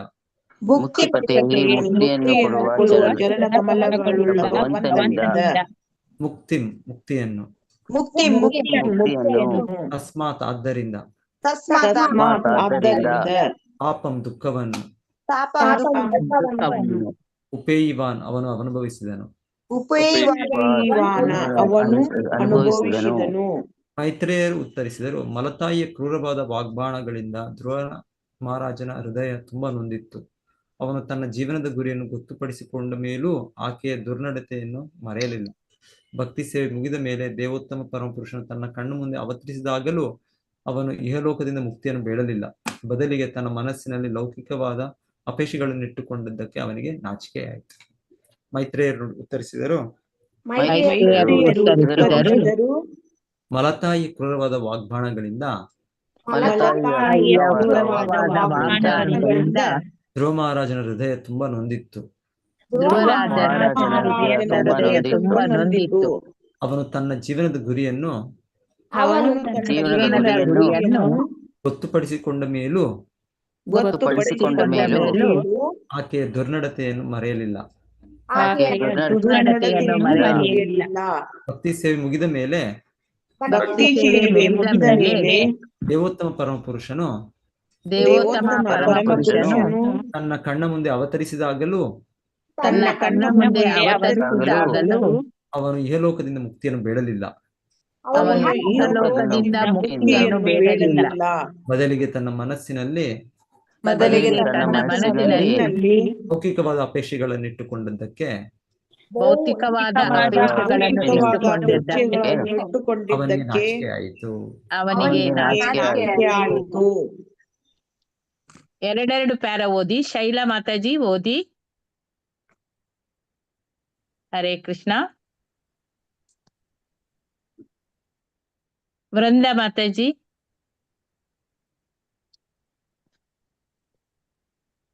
ಇಲ್ಲ. ಅನಂತ ಕುಲಕರ್ಣಿ ಮಾತಾಜಿ ಪ್ರಭುಜಿ. ಹರೇ ಕೃಷ್ಣ ಮಾತಾಜಿ. ಈ ಮುಖ್ಯವಾದ ಈ ಶ್ಲೋಕವನ್ನು ಅನೇಕ ಘಟಾನುಘಟಿಗಳಾದ ವ್ಯಾಖ್ಯಾನಕಾರರು ವಿಮರ್ಶಿಸಿದ್ದಾರೆ. ತನ್ನ ಜೀವನದ ಗುರಿ ಸಾಧಿಸಿದ ಮೇಲೆಯೂ ಧ್ರುವ ಮಹಾರಾಜನಿಗೆ ಏಕೆ ಅಷ್ಟಾಗಿ ಸಂತೋಷವಾಗಲಿಲ್ಲ? ಪರಿಶುದ್ಧವಾದ ಭಕ್ತನು ಯಾವಾಗಲೂ ಯಾವುದೇ ಬಗೆಯ ಐಹಿಕ ಕಾಮನೆಗಳಿಂದ ಮುಕ್ತನಾಗಿರುತ್ತಾನೆ. ಲೌಕಿಕ ಜಗತ್ತಿನಲ್ಲಿ ವ್ಯಕ್ತಿಯ ಭೌತಿಕ ಕಾಮನೆಗಳನ್ನೆಲ್ಲ ಅತಿ ಅಸೂರಿ ಕಾಮನೆಗಳು. ಅಲ್ಲಿ ಪ್ರತಿಯೊಬ್ಬರು ಇತರರನ್ನು ತನ್ನ ಶತ್ರುಗಳು ಎಂದು ಭಾವಿಸುತ್ತಾರೆ. ಶತ್ರುವಿನ ಮೇಲೆ ಸೇಡು ತೀರಿಸಿಕೊಳ್ಳಬೇಕೆಂದು ಆಲೋಚಿಸುತ್ತಾನೆ. ಪ್ರತಿಯೊಬ್ಬರು ತಾನು ಜಗತ್ತಿನಲ್ಲಿ ಅತ್ಯಂತ ದೊಡ್ಡ ನಾಯಕನಾಗಬೇಕು ಎಂದು, ದೊಡ್ಡ ವ್ಯಕ್ತಿಯಾಗಬೇಕು ಎಂದು ಬಯಸುತ್ತಾನೆ. ಹೀಗೆ ಪ್ರತಿಯೊಬ್ಬರು ಇತರರೊಂದಿಗೆ ಸ್ಪರ್ಧಿಸುತ್ತಾನೆ. ಇದನ್ನು ಭಗವದ್ಗೀತೆಯ 16ನೇ ಅಧ್ಯಾಯದಲ್ಲಿ ಅಸುರಿ ಶಕ್ತಿ ಎಂದು ವರ್ಣಿಸಲಾಗಿದೆ. ಶುದ್ಧ ಭಕ್ತನು ದೇವರಿಂದ ಏನನ್ನೂ ಬೇಡನು. ಅವನು ಏಕಮಾತ್ರ ಗುರಿ ಎಂದರೆ ಭಗವಂತನ ಪ್ರಾಮಾಣಿಕವಾಗಿ ಮನಪೂರ್ವಕವಾಗಿ ಸೇವಿಸುವುದು ಮತ್ತು ಭಕ್ತರ ಮುಂದೆ ಏನಾಗುತ್ತದೆ ಎಂಬುದರ ಬಗ್ಗೆ ಚಿಂತಿಸುವುದೇ ಇಲ್ಲ. ಮುಕುಂದ ಮಾಲಾ ಸ್ತೋತ್ರದಲ್ಲಿ ಅದರ ಕರ್ತವ್ಯವಾದ ಕುಲಶೇಖರ ಮತ್ತು ಭಗವಂತನನ್ನು ಹೀಗೆ ಸ್ತೋತ್ರ ಮಾಡುತ್ತಾನೆ. ಪ್ರಿಯ ಭಗವಂತನೇ, ಇಹಲೋಕದಲ್ಲಿ ಇಂದ್ರಿಯಗಳನ್ನು ತೃಪ್ತಿಪಡಿಸುವಂತ ಯಾವ ಸ್ಥಾನವೂ ನನಗೆ ಬೇಕಿಲ್ಲ. ನನಗೆ ಬೇಕಾಗಿರುವುದು ನನ್ನ ನಿರಂತರ ಸೇವೆ ಒಂದೇ. ಅಂತೆಯೇ ಚೈತನ್ಯ ಮಹಾಪ್ರಭುಗಳು ತಮ್ಮ ಶಿಷ್ಟಾಷ್ಟಕದಲ್ಲಿ ಹೀಗೆ ಸ್ತುತಿಸುತ್ತಾರೆ. ತನ್ನ ಸ್ವಾಮಿಯೇ, ನನಗೆ ಎಷ್ಟು ಐಶ್ವರ್ಯವನ್ನು ಕೊಟ್ಟರೂ ಬೇಡ, ನನಗೆ ಎಷ್ಟು ಜನ ಹಿಂಬಾಲಿಕರಿದ್ದರೂ ಬೇಡ, ನನಗೆ ಭೋಗಿಸಲು ಸುಂದರವಾದ ಹೆಂಡತಿಯೂ ಬೇಡ. ನನಗೆ ಬೇಕಾದ ಒಂದೇ ಒಂದು ಎಂದರೆ ಜನ್ಮಾಂತರದಲ್ಲಿಯೂ ನಿನ್ನ ಸೇವೆ ಮಾಡುವ ಅವಕಾಶ ಅಷ್ಟೇ. ಚೈತನ್ಯ ಮಹಾಪ್ರಭುಗಳು ಈ ಭಗವಂತನ ಹತ್ತಿರ ಮುಕ್ತಿಯನ್ನು ಕೂಡ ಬೇಡಲಿಲ್ಲ. ಹರೇ ಕೃಷ್ಣ ಮಾತಾಜಿ. ಮಂಜುಳಾ KS ಮಾತಾಜಿ ಓದಿ. BN ಕಾಣ್ಬೇಕದು ಮಂಜುಳಾ. ಹರೇ ಕೃಷ್ಣ. ಹರೇ ಕೃಷ್ಣ ಮಾತಾಜಿ. ಓದಿ ಮಾತಾಜಿ. ಹರೇ ಕೃಷ್ಣ. ಈ ಶ್ಲೋಕದಲ್ಲಿ ಈ ಶ್ಲೋಕದಲ್ಲಿ ಮೈತ್ರೇಯರು ವಿದುರನಿಗೆ ಹೀಗೆ ಉತ್ತರ ಕೊಡುತ್ತಾರೆ. ಮುಖಭಂಗ ಮಾಡಿದ ತನ್ನ ಮಲತಾಯಿಯ ಮೇಲಿನ ಪ್ರತೀಕಾರ ಮನೋಭಾವದಿಂದಾಗಿ ಧ್ರುವ ಮಹಾರಾಜನು ಮುಕ್ತಿಯ ಬಗ್ಗೆ ಯೋಚಿಸಲಿಲ್ಲ. ಅವನಿಗೆ ಮುಕ್ತಿ ಎಂದರೆ ಏನು ಎಂದೇ ತಿಳಿದಿರಲಿಲ್ಲ. ಆದ್ದರಿಂದ ಮುಕ್ತಿ ಅವನ ಜೀವನದ ಗುರಿಯಾಗಿರಲಿಲ್ಲ. ಶುದ್ಧ ಭಕ್ತನು ಮುಕ್ತಿಯನ್ನು ಬಯಸುವುದಿಲ್ಲ. ಪರಮ ಪುರುಷನಿಗೆ ಸಂಪೂರ್ಣವಾಗಿ ಶರಣಾಗತಿಯಾದ ಜೀವ ಅವನದು ಮತ್ತು ಅವನು ಭಗವಂತನಿಂದ ಏನನ್ನೂ ಬೇಡುವುದಿಲ್ಲ.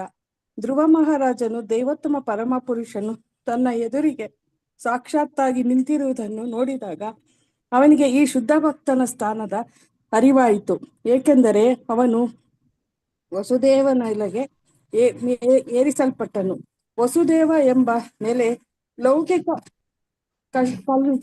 ಕಶ್ಮಲಗಳೇ ಇಲ್ಲದಂತಹ ಒಂದು ಸ್ಥಿತಿ. ಅಂದರೆ ಆ ಸ್ಥಿತಿಯಲ್ಲಿ ಸತ್ವ, ರಜಸ್, ತಮಸ್ ಎಂಬ ತ್ರಿಗುಣಗಳು ಇರುವುದಿಲ್ಲ. ಆದ ಕಾರಣ ಆ ಸ್ಥಿತಿಯಲ್ಲಿ ದೈವೋತ್ತಮ ಪರಮ ಪುರುಷನನ್ನು ಪ್ರತ್ಯಕ್ಷವಾಗಿ ನೋಡಬಹುದು.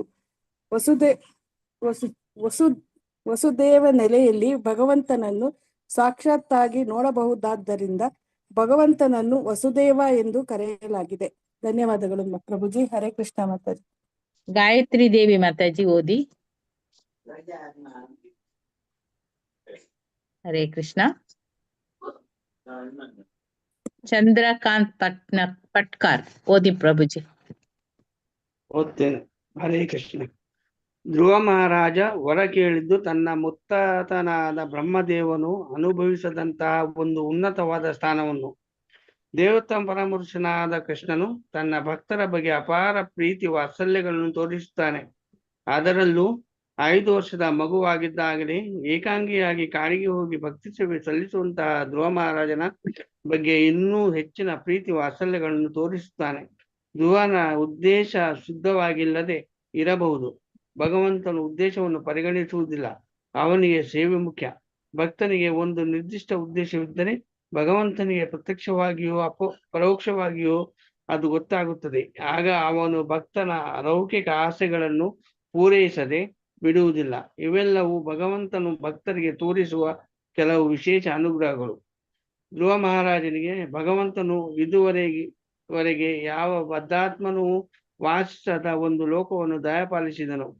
ಸಮಸ್ತ ವಿಶ್ವಕ್ಕೆ ಅತ್ಯುನ್ನತ ಜೀವಿಯಾದ ಬ್ರಹ್ಮನನ್ನೇ ಧ್ರುವಲೋಕದೊಳಗೆ ಬಿಡಲಿಲ್ಲ. ಈ ವಿಶ್ವದಲ್ಲಿ ಏನಾದರೂ ಗಂಡಾಂತರ ಒದಗಿದಾಗ ದೇವತೆಗಳು ದೇವೋತ್ತಮ ಪರಪುರುಷನಾದ ಕ್ಷೀರೋದಕ ಸಾಯಿ ವಿಷ್ಣುವನ್ನು ನೋಡಲು ಹೋಗುತ್ತಾರೆ. ಅಲ್ಲಿ ಹೋಗಿ ಅವರು ಕ್ಷೀರಸಾಗರದ ತೀರದಲ್ಲಿ ನಿಂತುಕೊಳ್ಳುತ್ತಾರೆ. ಧ್ರುವ ಮಹಾರಾಜನು ಹೇಳಿದ ಸ್ಥಾನವನ್ನು ಅವನ ಮುತ್ತಾತನಾದ ಬ್ರಹ್ಮನ ಸ್ಥಾನಕ್ಕಿಂತಲೂ ಉನ್ನತವಾದ ಸ್ಥಾನವನ್ನು ಭಗವಂತನು ಅನುಗ್ರಹಿಸಿದನು. ಹರೇ ಕೃಷ್ಣ ಪ್ರಭುಜಿ. ಧನ್ಯವಾದಗಳು. ದಾಮೋದರ್ ಹರಿದಾಸ್ ಪ್ರಭುಜಿ ಓದಿ. ಹರೇ ಕೃಷ್ಣ ಮಾತಾಜಿ ಓದ್ತಾನೆ. ಈ ಶ್ಲೋಕದಲ್ಲಿ ಭಗವಂತನನ್ನು ಮುಕ್ತಿಪತಿ ಎಂದು ಕರೆಯಲಾಗಿದೆ. ಯಾರ ಅಡಿದಾವರಿಯಲ್ಲಿ ಎಲ್ಲಾ ಬಗೆಯ ಮುಕ್ತಿಗಳೆಲ್ಲವೆಯೋ ಅವನೇ ಮುಕ್ತಿಪತಿ. ಸಾಯುಜ್ಯ, ಸಾರೂಪ್ಯ, ಸಾಲೋಕ್ಯ, ಸಾಮೀಪ್ಯ ಮತ್ತು ಸಾಷ್ಟಿ ಎಂಬ 5 ಬಗೆಯ ಮುಕ್ತಿಗಳಿವೆ. ಭಗವಂತನ ಭಕ್ತಿ ಸೇವೆಯಲ್ಲಿ ತೊಡಗಿರುವ ಯಾರು ಬೇಕಾದರೂ ಈ 5 ಮುಕ್ತಿಗಳನ್ನು ಪಡೆಯಬಹುದು. ಮಾಯವಾದಿಗಳು ಸಾಮಾನ್ಯವಾಗಿ ಸಾಯುಜ್ಯ ಮುಕ್ತಿಯನ್ನು ಬೇಡುತ್ತಾರೆ. ಅವರು ಭಗವಂತನ ನಿರಾಕಾರ ಬ್ರಹ್ಮಪ್ರಭೆಯಲ್ಲಿ ಲೀನವಾಗ ಬಯಸುತ್ತಾರೆ. ಅನೇಕ ವಿದ್ವಾಂಸರ ಅಭಿಪ್ರಾಯದಲ್ಲಿ ಈ ಸಾಯುಜ್ಯ ಮುಕ್ತಿಯು ಪಂಚಮುಕ್ತಿಗಳಲ್ಲಿ ಒಂದೆಂದು ಪರಿಗಣಿಸಲಾಗಿದ್ದರೂ ನಿಜವಾಗಿ ಮುಕ್ತಿ ಅಲ್ಲ. ಏಕೆಂದರೆ ಈ ಸಾಯುಜ್ಯ ಮುಕ್ತಿಯಿಂದ ಮತ್ತೆ ಈ ಲೋಕಕ್ಕೆ ಬೀಳಬಹುದು. ಈ ವಿಷಯವನ್ನು ಶ್ರೀ ಮಧ್ವಾಗತದಲ್ಲಿ 10.2.32 ಪತಂತಿ ಅತಃ ಅವರು ಮತ್ತೆ ಕೆಳಕ್ಕೆ ಬೀಳುತ್ತಾರೆ ಎಂದು ಹೇಳಿದೆ. ಅದ್ವೈತಿಯು ನಿಷ್ಠೂರ ತಪಸ್ಸನ್ನಾಚರಿಸಿ ಭಗವಂತನ ನಿರಾಕಾರ ಪ್ರಭೆಯಲ್ಲಿ ಲೀನನಾಗುತ್ತಾನೆ. ಆದರೆ ಜೀವಿಗೆ ಯಾವಾಗಲೂ ಪ್ರೀತಿ ವಾತ್ಸಲ್ಯಗಳ ವಿಷಯದಲ್ಲಿ ಕೊಡುಕೊಳೆ ಇರಬೇಕು. ಆದ್ದರಿಂದ ಅದ್ವೈತಿಯು ಭಗವಂತನ ಪ್ರಭೆಯಲ್ಲಿ ಐಕ್ಯವಾಗುವ ಮಟ್ಟಕ್ಕೆ ಏರಿದರೂ ಕೂಡ ಅಲ್ಲಿ ಭಗವಂತನ ಜೊತೆಯಲ್ಲಿದ್ದು ಅವನ ಸೇವೆ ಮಾಡುವ ಅವಕಾಶವಿಲ್ಲದಿದ್ದರಿಂದ ಅವನು ಮತ್ತೆ ಈ ಲೋಕಕ್ಕೆ ಬೀಳುತ್ತಾನೆ. ಲೌಕಿಕ ಕಲ್ಯಾಣ ಕಾರ್ಯಗಳಾದ ಮಾನವನ ಹಿತ ಸಾಧನೆ, ಪರೋಪಕಾರ ಮತ್ತು ಇತರ ಧರ್ಮ ಕಾರ್ಯಗಳಲ್ಲಿ ಅವನ ಸೇವಾ ಮನೋಭಾವ ತೃಪ್ತಿ ಹೊಂದುತ್ತದೆ. ಹೀಗೆ ಪತನವಾಗಿರುವ ನಿದರ್ಶನಗಳು ಅನೇಕ. ಮಾಯವಾದ ಪಂಥದ ದೊಡ್ಡ ದೊಡ್ಡ ಸನ್ಯಾಸಿಗಳು ಹೀಗೆ ಪತನಗೊಂಡಿದ್ದಾರೆ. ಆದ್ದರಿಂದಲೇ ವೈಷ್ಣವರ ಪಂಥದ ಸಾತ್ವಿಕರು ಮುಕ್ತಿಯ ವರ್ಗದಲ್ಲಿ ಸಾಯುಜ್ಯ ಮುಕ್ತಿಯನ್ನು ಒಪ್ಪುವುದಿಲ್ಲ. ಅವರ ಪ್ರಕಾರ ಮುಕ್ತಿ ಎಂದರೆ ಮಾಯೆಯನ್ನು ಸೇವಿಸುವ ನೆಲೆಯಿಂದ ಭಗವಂತನ ಪ್ರೀತಿ ಸೇವೆಯ ನೆಲೆಗೆ ಸ್ಥಾನಾಂತರವಾಗುವುದು ಎಂದರ್ಥ. ಈ ಸಂದರ್ಭದಲ್ಲಿ ಚೈತನ್ಯ ಮಹಾಪ್ರಭುಗಳು ಸಹ ಭಗವಂತನ ಸೇವೆ ಮಾಡುವುದೇ ಜೀವಿಯ ಸಹಜ ಸ್ಥಿತಿ ಎಂದು ಹೇಳಿದ್ದಾರೆ. ಇದೇ ನಿಜವಾದ ಮುಕ್ತಿ. ಅಸಹಜವಾದ ಕೃತಕವಾದ ಸ್ಥಾನವನ್ನು ಬಿಟ್ಟು ಯಾವನು ತನ್ನ ಮೂಲ ಸ್ಥಾನದಲ್ಲಿರುತ್ತಾನೋ ಅವನೇ ಮುಕ್ತ. ಭಗವದ್ಗೀತೆಯಲ್ಲಿ ಇದನ್ನು ಹೀಗೆ ಸ್ಥಿರಪಡಿಸಿದೆ. ಯಾರು ಭಗವಂತನ ದಿವ್ಯ ಪ್ರೀತಿಪೂರ್ವಕ ಸೇವೆಯಲ್ಲಿ ತೊಡಗಿರುತ್ತಾರೋ ಅವರೇ ಮುಕ್ತರು ಅಥವಾ ಬ್ರಹ್ಮಭೂತರು. ಐಹಿಕ ಕಲ್ಮಶಗಳು ಇಲ್ಲದಿದ್ದಾಗ ಭಕ್ತನು ಬ್ರಹ್ಮಭೂತ ನೆಲೆಯಲ್ಲಿರುತ್ತಾನೆ ಎಂದು ಭಗವದ್ಗೀತೆಯಲ್ಲಿ ಹೇಳಿದೆ. ಮುಕ್ತಿ ಎಂದರೆ ಭಗವಂತನ ಸೇವೆಯಲ್ಲಿ ತೊಡಗಿರುವುದು ಎಂಬುದನ್ನೇ ಪದ್ಮಪುರಾಣದಲ್ಲಿ ಸ್ಥಿರಪಡಿಸಲಾಗಿದೆ. ಧನ್ಯವಾದಗಳು ಪ್ರಭುಜಿ. ಹರೇ ಹರಿಣಿ ಕೃಷ್ಣ. ಕಕ್ಕೇರಿ ಮಾತಾಜಿ ಓದಿ. ಹರಿಣಿ ಕಕ್ಕೇರಿ ಮಾತಾಜಿ. ಹರೇ ಕೃಷ್ಣ. ಓದ್ತೀನಿ ಮಾತಾಜಿ. ಧ್ರುವ ಮಹಾರಾಜನಿಗೆ ಮೊದಲು ಭಗವಂತನ ಭಕ್ತಿ ಸೇವೆ ಬೇಕಾಗಿರಲಿಲ್ಲ. ಅವನಿಗೆ ತನ್ನ ಮುತ್ತಾತನಿಗಿಂತ ಉನ್ನತ ಸ್ಥಾನ ಬೇಕಾಗಿತ್ತು ಎಂದು ಮೈತ್ರೇಯ ಮಹರ್ಷಿ ಹೇಳಿದರು. ಇದನ್ನು ಇಂದ್ರಿಯ ಸೇವೆ ಎಂದು ಕರೆಯಬಹುದೇ ಹೊರತು ಭಗವತ್ ಸೇವೆ ಎಂದು ಕರೆಯಲಾಗುವುದಿಲ್ಲ. ಇಹಲೋಕದಲ್ಲಿ ಅತ್ಯುನ್ನತ ಪದವಿಯಾದ ಬ್ರಹ್ಮ ಪದವಿಯು ಒಬ್ಬನಿಗೆ ಲಭಿಸಿದರೂ ಅದು ಬದ್ಧಾತ್ಮನೇ. ವ್ಯಕ್ತಿಯು ನಿಜವಾದ ಪರಿಶುದ್ಧವಾದ ಭಕ್ತಿ ಸೇವೆಯ ನೆಲೆಗೆ ಏರಿದರೆ ಆಗ ಅವನು ಬ್ರಹ್ಮ, ಇಂದ್ರ ಮೊದಲಾದ ಮಹಾದೇವತೆಗಳು ಒಂದು ಕ್ಷುದ್ರ ಕ್ರಿಮಿಗೆ ಸಮಾನರೆಂದು ಭಾವಿಸುತ್ತಾನೆ ಎಂದು ಶ್ರೀಲಾ ಪ್ರಬೋಧಾನಂದ ಸರಸ್ವತಿಯವರು ಹೇಳುತ್ತಾರೆ. ಇದಕ್ಕೆ ಕಾರಣವೆಂದರೆ ತುಚ್ಛ ಕ್ರಿಮಿಗೆ ಇಂದ್ರಿಯ ಸುಖದ ಅಪೇಕ್ಷೆ ಇರುವಂತೆ ಎಲ್ಲೋಯ್ತಲ್ಲ ಸಮಾನರೆಂದು ಭಾವಿಸುತ್ತಾನೆ ಎಂದು ಇದಕ್ಕೆ ಕಾರಣವೆಂದರೆ ತುಚ್ಛ ಕ್ರಿಮಿಗೆ ಇಂದ್ರಿಯ ಸುಖದ ಅಪೇಕ್ಷೆ ಇರುವಂತೆ ಬ್ರಹ್ಮದೇವನಂತಹ ಮಹಾ ವ್ಯಕ್ತಿಗೂ ಈ ಲೋಕವನ್ನಾಳುವ ಅಪೇಕ್ಷೆ ಇರುವುದು. ಹರೇ ಕೃಷ್ಣ ಮಾತಾಜಿ. ಓದಿ ಮಾತಾಜಿ ಇನ್ನೊಂದು ಪ್ಯಾರ. ಓದ್ಲಾ? ಇಂದ್ರಿಯ ತೋಷಣವೆಂದರೆ ಭೌತ ಪ್ರಕೃತಿಯ ಮೇಲೆ ಪ್ರಭುತ್ವ ನಡೆಸುವುದು ಎಂದರ್ಥ. ಬದ್ಧಾತ್ಮರ ನಡುವಣ ಸ್ಪರ್ಧೆ ಎಲ್ಲವೂ ಈ ನಿಸರ್ಗವನ್ನು ಆಳುವುದರ ಮೇಲೆ ನಿಂತಿದೆ. ಆಧುನಿಕ ವಿಜ್ಞಾನಿಗಳು ತಮ್ಮ ಜ್ಞಾನದ ಬಗ್ಗೆ ಹೆಮ್ಮೆ ಪಟ್ಟುಕೊಳ್ಳುತ್ತಾರೆ, ಏಕೆಂದರೆ ಅವರು ಭೌತ ಪ್ರಕೃತಿಯ ಮೇಲೆ ಆಳಿಕೆ ನಡೆಸಲು ಹೊಸ ಹೊಸ ವಿಧಾನಗಳನ್ನು ಕಂಡುಹಿಡಿಯುತ್ತಿದ್ದಾರೆ. ಭೌತ ನಿಯಮಗಳ ಮೇಲೆ ಎಷ್ಟೆಷ್ಟು ಪ್ರಭುತ್ವ ಸಾಧಿಸಿದರೆ ಅಷ್ಟಷ್ಟು ತಾವು ಪ್ರಗತಿ ಸಾಧಿಸುವುದಾಗಿ ಅವರು ಭಾವಿಸುತ್ತಾರೆ. ಇದೇ ಮಾನವ ನಾಗರಿಕತೆಯ ಪ್ರಗತಿ ಎಂಬುದು ಅವರ ಅಭಿಪ್ರಾಯ. ಆರಂಭದಲ್ಲಿ ಧ್ರುವ ಮಹಾರಾಜನ ಪ್ರವೃತ್ತಿ ಹೀಗೆಯೇ ಇತ್ತು. ಬ್ರಹ್ಮದೇವನಿಗಿಂತ ಉನ್ನತ ಸ್ಥಾನದಲ್ಲಿದ್ದು ತಾನು ಈ ಜಗತ್ತನ್ನು ಆಳಬೇಕು ಎಂದು ಅವನು ಅಪೇಕ್ಷಿಸಿದನು. ಭಗವಂತನು ಪ್ರತ್ಯಕ್ಷವಾದ ಮೇಲೆ ಧ್ರುವ ಮಹಾರಾಜನ ಆಲೋಚನೆ ಮಾಡಿದ. ತನ್ನ ನಿರ್ಧಾರಕ್ಕೂ ಕೊನೆಗೆ ಸಿಕ್ಕ ಪ್ರತಿಫಲಕ್ಕೂ ಹೋಲಿಸಿ ನೋಡಿದ. ಆಗ ತಾನು ಬಯಸಿದ್ದು ಒಂದೆರಡು ಒಡೆದ ಗಾಜಿನ ಚೂರುಗಳು, ಆದರೆ ತನಗೆ ಸಿಕ್ಕಿದ್ದು ಹಲವಾರು ವಜ್ರಗಳು ಎಂದು ಅವನಿಗೆ ಅರಿವಾಯಿತು ಎಂಬುದಾಗಿ ಇನ್ನೊಂದು ಕಡೆ ವಿವರಿಸಲಾಗಿದೆ. ದೇವೋತ್ತಮ ಪರಮಪುರುಷನನ್ನು ಮುಖಾಮುಖಿ ನೋಡಿದೊಡನೆಯೇ ಅವನಿಗೆ ತಾನು ಬ್ರಹ್ಮದೇವರಿಗಿಂತ ಉನ್ನತ ಸ್ಥಾನ ಕೇಳಿದುದರ ಅಲ್ಪತೆ ಅರ್ಥವಾಯಿತು. ಧನ್ಯವಾದಗಳು ಮಾತಾಜಿ. ಹರಿಣಿ ಕೃಷ್ಣ ಪ್ರಿಯ ಮಾತಾಜಿ ಓದಿ. ಹರೇ ಕೃಷ್ಣ. ಹರಿಣಿ ಕೃಷ್ಣ ಪ್ರಿಯ ಮಾತಾಜಿ. ಮಾತಾಜಿ ನೆಕ್ಸ್ಟ್ ಓದ್ತೇನೆ ಮಾತಾಜಿ. ಓಕೆ. ಜಯಲಕ್ಷ್ಮಿ ಮಾತಾಜಿ. ಹರೇ ಕೃಷ್ಣ ಮಾತಾಜಿ. ಪ್ರಭುಜಿ, ಧ್ರುವ ಮಹಾರಾಜನು ಭಗವಂತನನ್ನು ಪ್ರತ್ಯಕ್ಷವಾಗಿ ನೋಡಿದ್ದರಿಂದ ವಸುದೇವ ನೆಲೆಯಲ್ಲಿ ತಲೆಗೊಂಡನು. ಆಗ ಅವನ ಐಹಿಕ ಕಲ್ಮಶಗಳೆಲ್ಲವೂ ದೂರವಾದವು. ಅವನಿಗೆ ತಾನು ಏನು ಬೇಡಿದೆ, ಏನು ಸಿಕ್ಕಿತು ಎನ್ನುವುದನ್ನು ತಿಳಿದು ನಾಚಿಕೆಯಾಯಿತು. ತಂದೆಯ ರಾಜ್ಯವನ್ನು ತೊರೆದು ಮಧುವನಕ್ಕೆ ಹೋಗಿ ನಾರದ ಮುನಿಯಂತ ಗುರು ಸಿಕ್ಕಿದರೂ ಕೂಡ ತಾನು ತನ್ನ ಮಲತಾಯಿಯ ಬಗ್ಗೆ ಸೇಡು ತಿರುಚಿಕೊಳ್ಳ ಬಯಸಿದ್ದು, ಈಗ ಐಹಿಕ ಜಗತ್ತಿನಲ್ಲಿ ಉನ್ನತ ಸ್ಥಾನವೊಂದನ್ನು ಪಡೆಯ ಬಯಸಿದ್ದು, ಇದನ್ನೆಲ್ಲ ನೆನೆದು ಅವನಿಗೆ ತಲೆ ತಗ್ಗಿಸುವಂತಾಯಿತು. ಅಭೀಷ್ಟ ಫಲಗಳನ್ನೆಲ್ಲ ಭಗವಂತನಿಂದ ಪಡೆದ ಮೇಲೂ ಅವನು ವಿಷಣ್ಣನಾಗಿದ್ದುದಕ್ಕೆ ಇವೆಲ್ಲ ಕಾರಣಗಳು. ಧ್ರುವ ಮಹಾರಾಜನು ದೇವೋತ್ತಮ ಪರಮಪುರುಷನನ್ನು ಕಣ್ಣಾರೆ ನೋಡಿದಾಗ ಅವರಿಗೆ ತನ್ನ ಮಲತಾಯಿಯ ಬಗ್ಗೆ ಪ್ರತೀಕಾರ ಮನೋಭಾವವಾಗಲಿ ಈ ಜಗತ್ತಿಗೆ ಒಡೆಯನಾಗುವ ಬಯಕೆಯಾಗಲಿ ಇರಲೇ ಇಲ್ಲ.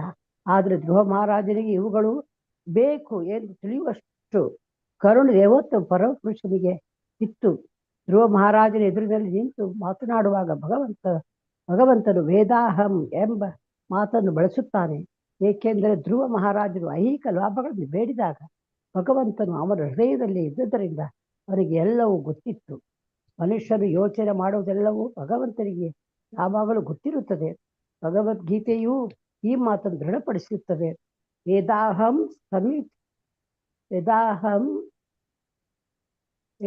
ಸಮಿತಿತಾನೆ.